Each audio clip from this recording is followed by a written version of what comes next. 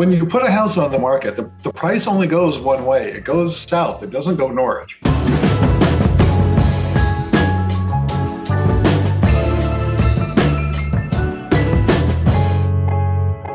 Hello, and welcome to another episode of Change in the Market, your mindful guide to the ever-changing real estate world. My name is Peyton Beck, and joining me as always is real estate trendsetter, entrepreneur, and best-selling author, Chris Masiello.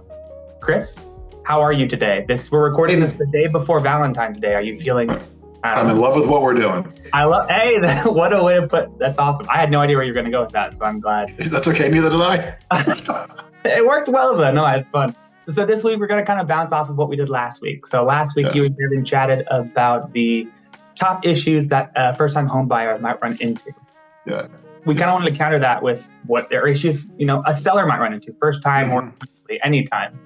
We do have a Zillow article we're going to link with this, and we're going to touch base on kind of the three that we felt were the most important. But I think there's a glaring one that we wanted to touch base on right off the back. Chris, do you want to just jump in with that?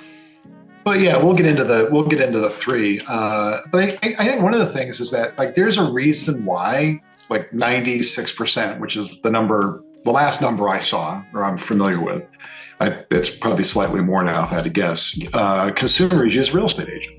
And they use them because of their local knowledge and their experiences that they've had in the market where, they've seen circumstances or similar circumstances where when they're working with a client, they can say, well, I've seen something like this before and here's how we handled it. Or, I'm familiar with the school district or whatever the case may be. And it's the reason why you want to use somebody who's knowledgeable about the marketplace and where you want to be and who can then merge that with your needs, right? So it's one thing to have the knowledge, of course.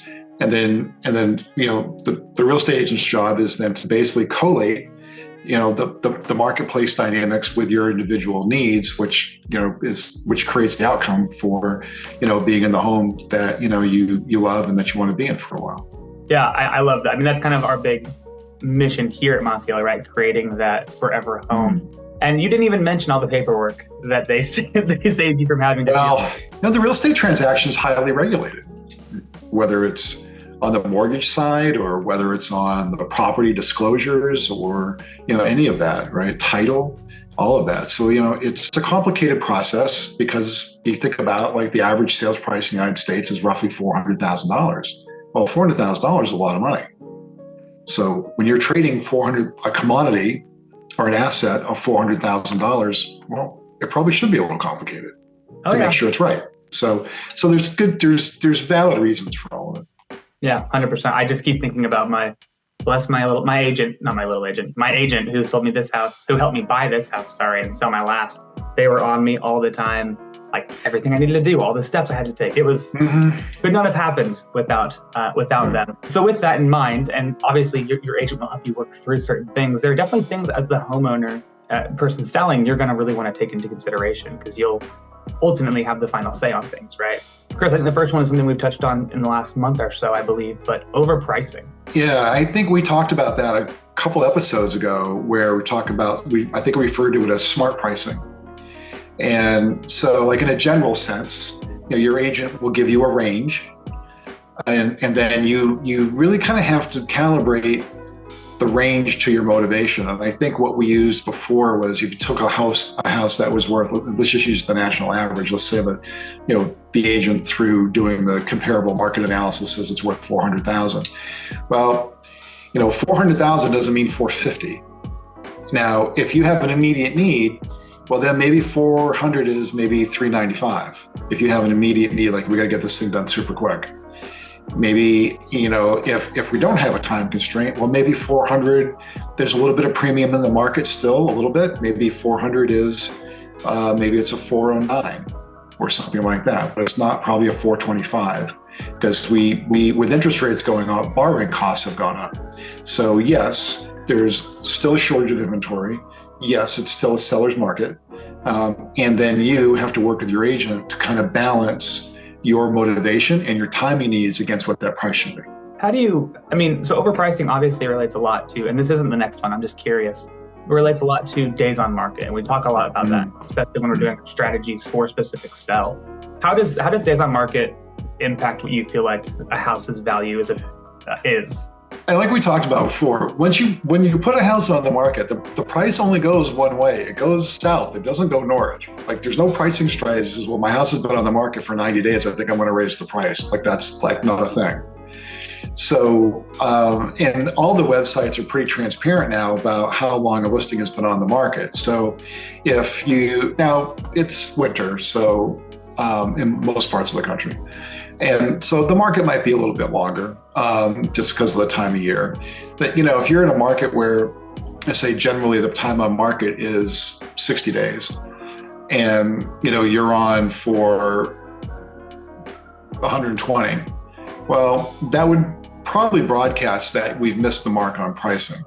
And then at that point, to kind of catch up with the market, you're going to have to do, probably a modestly aggressive price adjustment. I always think that that's fascinating, the relationship between the two. And, obviously from the buyer perspective, there's the psychology of, well, it's been out for a bit, so what can we do? And it's got it. Yeah, that aggressive price adjustment is something that the buyer's going to look for and expect, knowing that you've been holding out anyway. Well, just I don't want to rabbit hole on this, but there's kind of like body language in days on market vis-a-vis pricing. Part of the body language in that is if your house has been on the market, I'm going to use 120 days because these are all arbitrary, and the average time on market is 60. If you're a buyer, you're going to look at you've already been online a lot, right? And you've looked and you kind of know what the average time on market is. Well, one of the things that the body language of the days on market is what you're really broadcasting to somebody potentially, and in most cases inadvertently, is that you're not motivated. So if you're at 120 days and you're at that same price point, but the average time on market is 60, well, you might be inadvertently broadcasting to potential buyers that, I'm really not that interested. Because if you're a buyer, right, you want to work with somebody who's motivated to sell. Yeah. Maybe not necessarily because of price, but because you want to get into your house. And so I think there is that kind of body language about days on market vis-a-vis price to pay attention to. Sorry I put us down that rabbit hole, but I think it's very fascinating and definitely useful if you're selling. So hopefully someone can get some benefit out of that. Hey everybody, thank you so much for tuning in to this week's episode of Change and the Market. I'm doing the outro by myself because next week we're going to have part 2 of this conversation. As always, feel free to like, comment, or share this video to whomever you feel is interested, and we'll catch you next week.